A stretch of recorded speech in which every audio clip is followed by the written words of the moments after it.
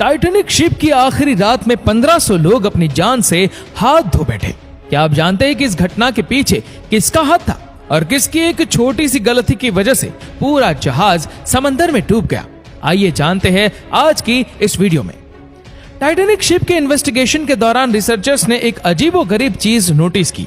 समंदर के बॉटम पर शिप का अगला हिस्सा काफी अच्छी कंडीशन में है, जबकि पिछला हिस्सा बहुत ही बुरी कंडीशन में है, और वो भी 2000 फीट दूर पड़ा था। बेशक 100 सालों तक समंदर की बॉटम में पड़े रहने पर लोहा और स्टील सड़ जाता है, लेकिन अगर ये दोनों एक ही शिप का हिस्सा थे और एक ही वक्त में डूबे थे, तो फिर अगले और पिछले हिस्से में इतना ज्यादा फर्क क्यों? रिसर्चर्स का मानना है कि एक्सीडेंट वाली रात आइसबर्ग के टकराने के अलावा भी टाइटैनिक के साथ कुछ हुआ था, जिसने उसके पिछले हिस्से को ज्यादा नुकसान पहुंचाया। पर सवाल है कि आखिर क्या? दोस्तों, 1912 में जिस रात टाइटैनिक के साथ हादसा पेश आया था, उस वक्त वो कनाडा के न्यू फाउंडलैंड से 700 किलोमीटर दूर अंधेरे समंदर के बीचों बीच अकेले मौजूद थे। हादसे के वक्त इसमें टोटल 2240 लोग सवार थे। इस हादसे के चश्मदीद गवाह आई विटनेस सिर्फ वो लोग थे जो किसी तरह शिप से निकलकर अटलांटिक ओशन के ठंडे पानी में कूद गए थे। आइसबर्ग टकराने से लेकर शिप के डूबने तक जो कुछ भी हुआ, उसका रिकॉर्ड उन आई विटनेस के सिवा और किसी के पास नहीं था, जो कि खुद ठंडे पानी से लड़ने में मशरूफ थे। पहली रेस्क्यू शिप आरएमएस कारपेथिया भी टाइटैनिक डूबने के 1.5 घंटे के बाद वहां पहुंची थी। वो भी खुशकिस्मती थी कि उनको टाइटैनिक का इमरजेंसी मैसेज मिल गया, वरना जो लोग ठंडे पानी में जिंदगी और मौत की जंग लड़ रहे थे, उनकी जान भी नहीं बचती। और टाइटैनिक के हादसे के बारे में आज तक किसी को भी मालूम ना पड़ता। इन्वेस्टिगेशन के दौरान पहले तो किसी को भी मालूम नहीं था कि शिप के साथ हुआ क्या है, लेकिन फिर बचने वालों ने बताया कि शिप की एक आइसबर्ग से टक्कर हुई थी। इन बयानात को मौके पर मौजूद आइसबर्ग को देखकर कंफर्म भी किया गया, जिस पर टाइटैनिक का रेड पेंट अभी तक लगा हुआ था। हादसे के बाद आई विटनेस और एविडेंस को देखते हुए इन्वेस्टिगेशन रिपोर्ट में बताया गया कि टाइटैनिक के राइट साइड पे आइसबर्ग ने 300 फीट बड़ा सुराख छोड़ दिया था, यानी टाइटैनिक की पूरी साइड का 1/3 हिस्सा फट गया। और दूसरी तरफ आई विटनेस का कहना था कि शिप को डूबने में करीब 2.5 घंटे लगे थे। इन्वेस्टिगेटर्स का मानना है कि अगर आइसबर्ग ने वाकई टाइटैनिक पर 300 फीट बड़ा सुराख छोड़ा था, तो इसको 2.5 घंटे में नहीं बल्कि चंद मिनटों में ही डूब जाना था। पर सच्चाई क्या थी, ये उस वक्त किसी को भी मालूम ना पड़ सकी।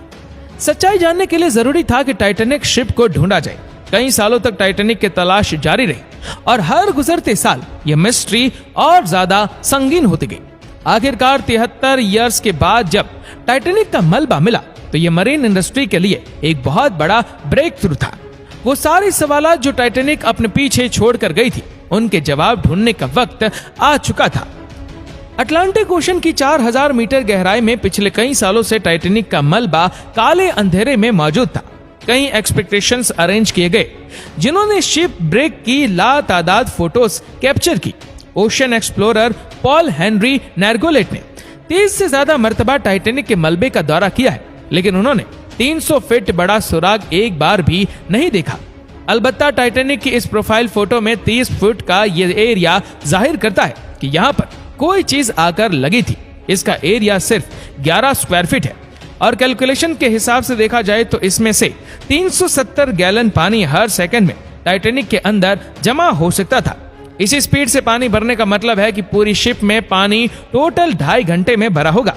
और आई विटनेस के मुताबिक टाइटैनिक को डूबने में भी 2.5 घंटे ही लगे थे।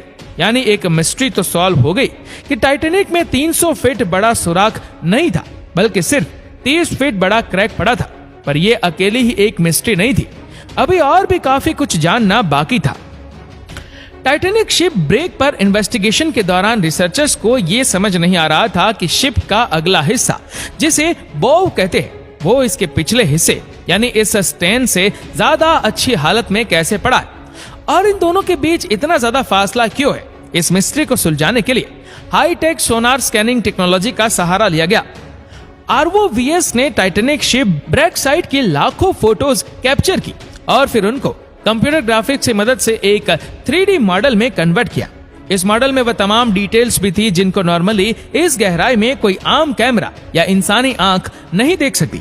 मॉडल में देखा जा सकता है कि 392 फीट लंबे स्टेन के तमाम टैग्स एक दूसरे के अंदर ऐसे घुसे हुए जैसे ये स्टील की नहीं बल्कि कागज की शिप हो।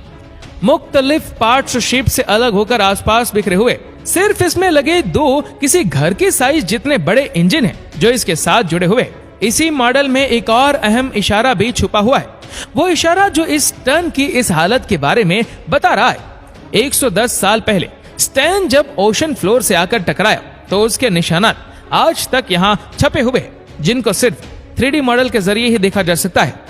इन निशानात से जाहिर होता है कि स्टैन जिस वक्त ओशन फ्लोर से टकराया तो वो एंटी क्लॉकवाइज घूम रहा था। साइंसदान इन निशानात से अंदाजा लगा सकते हैं कि स्टैन उस वक्त हैरतअंगेज तौर पे 80 किलोमीटर पर आवर की स्पीड से पानी के अंदर जा रहा था।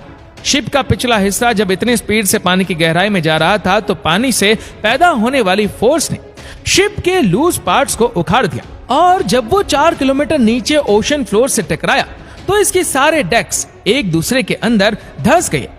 दूसरी तरफ जैसा कि आप देख सकते हैं कि बाउ सेक्शन फ्रंट सेक्शन का डिजाइन हाइड्रोडायनेमिक है, यानी ये पानी को आसानी से काट सकता है। ठीक उसी तरह जैसे शेप पानी पे फ्लॉट करते वक्त पानी को काट कर अपना रास्ता बनाती है। यही वजह है कि बाउ सेक्शन इस स्टैन के मुकाबले में ना ही रोटेट कर रहा था और ना ही पानी का फोर्स इस पर डायरेक्टली अटैक कर रहा था। आखिरकार 110 साल पहले होने वाले हादसे की एक और मिस्ट्री को भी सुलझा लिया गया, लेकिन एक और सवाल भी है जिसका जवाब ढूंढना बहुत जरूरी है। वो ये कि टाइटैनिक शिप दो हिस्सों में किस वक्त अलग हुई। जैसा कि आपने जाना कि शिप के दो हिस्सों में टूटने की खबर आई विटनेस ने दी थी। सालों से ये माना जा रहा है कि टाइटैनिक डूबने से पहले ही दो हिस्सों में डिवाइड हो गई थी। ये खबर काफी हद तक सच भी है, लेकिन ये पूरा सच नहीं है। जब बाउ सेक्शन में पानी भर गया तो वो पानी के अंदर चला गया, जिसकी वजह से स्टैन सेक्शन का पूरा वजन सेंटर पर पड़ रहा था। ये सेंटर पॉइंट इतना ज्यादा वजन बर्दाश्त ना कर सका और टूटकर दो हिस्सों में डिवाइड हो गया। पर सोनार स्कैनिंग से बनाया गया 3D मॉडल कुछ अलग कहानी ही बता रहा है। जी हाँ, देखा जाए तो टाइटैनिक के अंदर मौजूद साजो सामान दूर दूर तक ओशन फ्लोर पे बिखरा हुआ है। इसमें coffee cup, dinner plates, deck benches और लोगों का पर्सनल सामान भी है। इसमें से 90% आइटम्स इस स्टैन सेक्शन के हैं। टोटल 10,000 से भी ज्यादा आइटम्स इस पूरे एरिया में फैले हुए, जो करीब 3.2 स्क्वायर किलोमीटर का एरिया है। अगर ये सेक्शन पानी के ऊपर ही बाउ सेक्शन से अलग हो जाता तो इसका मतलब है कि ओशन फ्लोर पर पहुंचते पहुंचते इसका मलबा 3.2 स्क्वायर किलोमीटर नहीं बल्कि इससे भी ज्यादा बड़े एरिया पर फैलता, जैसा कि आप इस एनिमेशन में भी देख सकते हैं। लिहाजा एक्सपर्ट्स का मानना है कि यह सेक्शन टूट तो पानी के ऊपर ही गया था, लेकिन ये बाउ सेक्शन से अलग ओशन फ्लोर के करीब आकर हुआ है और फिर रोटेट होता होता अपनी डायरेक्शन बदल गया और 2000 फीट दूर जा गिरा। आज आरएमएस टाइटैनिक की बॉडी पूरी तरह से रस्ट हो चुकी है। साइंसदानों का मानना है कि ओशन की इस गहराई में ऑक्सीजन बहुत कम होता है, जिसकी वजह से रस्टिंग प्रोसेसेस भी बहुत स्लो होता है। लेकिन जंग के कुछ सैंपल्स को निकालकर जब टेस्ट किया गया तो मालूम पड़ा कि जंग बैक्टीरिया से रिलीज होने वाले ऑक्सीजन की वजह से लगा है।